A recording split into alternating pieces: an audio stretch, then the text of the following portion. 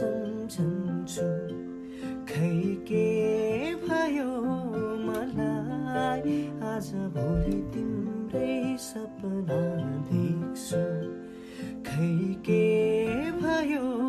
मलाई आज भोलि तिम्रै कविता लेख्छु